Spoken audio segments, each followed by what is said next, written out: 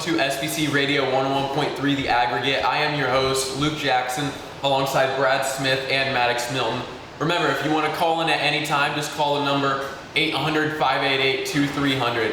Now guys, let's hop into our first topic of the day.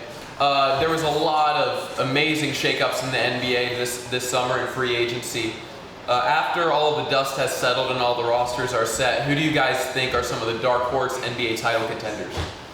Honestly, I think the Indiana Pacers are the dark horse in the league. Honestly, they have a young court. Victor Oladipo, Domantas Sabonis was a Six-Man of the Year nominee. Miles Turner is only going to get better. And their bench has some really young guys. And I really like how Nate McMillan runs his offense. It just centers around Oladipo.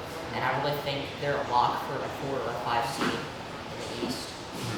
They're going to have to deal with the struggles. They're going to have to deal with the loss of Darren Collison and Bojan Bogdanovic, although they did acquire Malcolm Brogdon from the Milwaukee Bucks, who's one of the premier young point guards in the NBA.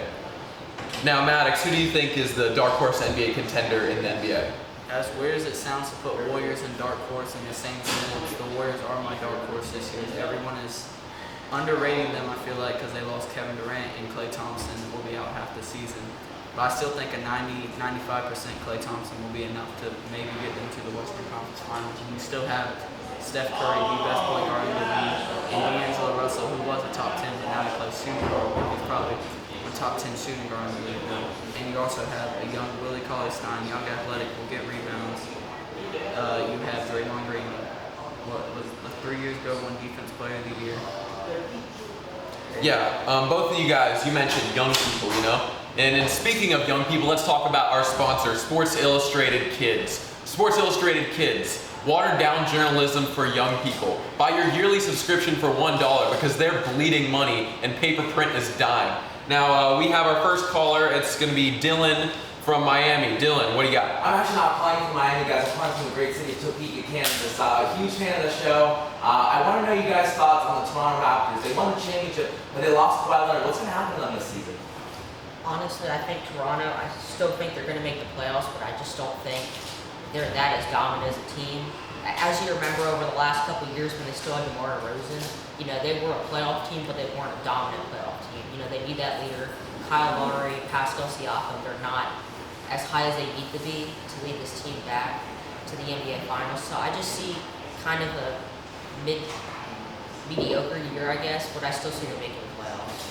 And you, Maddox? I 100% agree with that. They just lost Kawhi Leonard, in my opinion, the best player in basketball, and the East has one of the, if not the best defense in the Philadelphia 76ers in basketball, and the top 4 or 5 player in the league, you know, the reigning MVP and the Greek Freak. And yeah, basically everything he just said is correct in the middle of the East.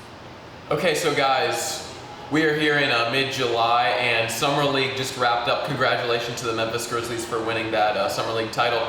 Now, guys, as you have watched and evaluated most of these NBA Summer League games, who stands out to you guys amongst these young and up-and-coming stars in the Summer League? We'll start with you, Maddox. Tyler Hero has to be. People were saying that he should stay in college and at Kentucky for another year, and he's coming out here averaging 20 points per game. You know, he got drafted number 14, barely in the lottery, so I think he's really stood out this summer league for me. And you, Brad? Probably the best point guard in the summer league, I have to say Kobe White. Kobe White, he was just a great pick by the Bulls. You know, he's led that summer league team. He's got a jump in his style. You know, he can get to the basket one-on-one, or he can pick and pop kind of like Kevin Durant does, shooting over people. I see that's a great pick, but he does need time to develop, but he is my best summer league player. Hey, you're talking about the best Summer League point guards. Let's not forget another former Bull in Cameron Payne. He's been balling out all Summer League, 6-year Summer League vet. Now let's move on to our final topic here for today, guys. Let's switch gears from the NBA and go on to America's other favorite sports league, the NFL. Now, as all of this NFL free agency and trade talks has died down and the NBA has kind of taken over the headline cycle, the NFL season is getting ready to go back up and running. Who do you guys think will win the Super Bowl in this year's NFL? I'm going to go with the Kansas City Chiefs personally. That offense has too much firepower and their defense is like young and up and coming, and I think it's underrated this year.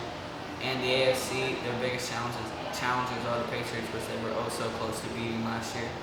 And the NFC, I think they can take down anyone in the NFC just because how firepower their offense is. Honestly, whenever you look at the most successful teams in the NFL, you have to look at their offensive and defensive lines. And to me, honestly, the Colts have that. I just really think the Colts have a great defense. Darius Leonard was a great player. Their offensive line 2 years ago, they drafted Braden Smith and Quentin Nelson, the first and second round of the NFL draft. And I just think, Andrew Luck, when he's not hurt, he's one of the best in the NFL. Kind of the same thing with Philadelphia. Carson Wentz is in the same boat as him. He's not hurt anymore. The offensive line is great. Their defense, one of the scariest in the NFC, and I just see those two meeting up in the Super Bowl. So I have a question.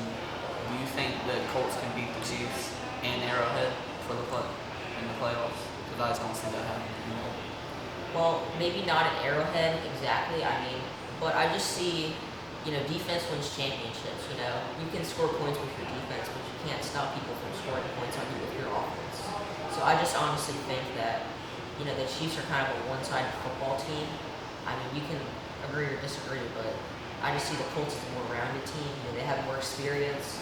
Mahomes, he's only had 1 year under his belt, and I just think. But he did win the MVP that year, so I don't know if that.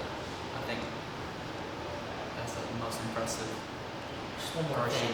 Out of the 11 quarterbacks that have had at least 5,000 yards and at least 5,000 yards, and the 3 of them have had 50 touchdown passes in the same year. All of them have progressed in some way, shape, form, or fashion. And I just think, Mahomes, even if his touchdowns go down 6, I still think he's a great player. But I just don't see, the Chiefs as that best team in the AFC. One team I'm shocked that you guys didn't mention, some people have had them in the conversation, is, the Cleveland Browns. They have a young, great, up-and-coming quarterback in Baker Mayfield, and he has one of the best receiving corps in the NFL to grow around. They just continue to pile on talent upon talent onto their offense. They have 2 fantastic running backs. Why aren't they in the conversation for you guys? Honestly, I just don't think that they, deserve it with how young of a team they have. They have to have experience to, not screw up in the big moments. Kansas City Chiefs. Well, you guys might not think that OBJ is going to be dancing in the Super Bowl, but one place where he might dance is TikTok.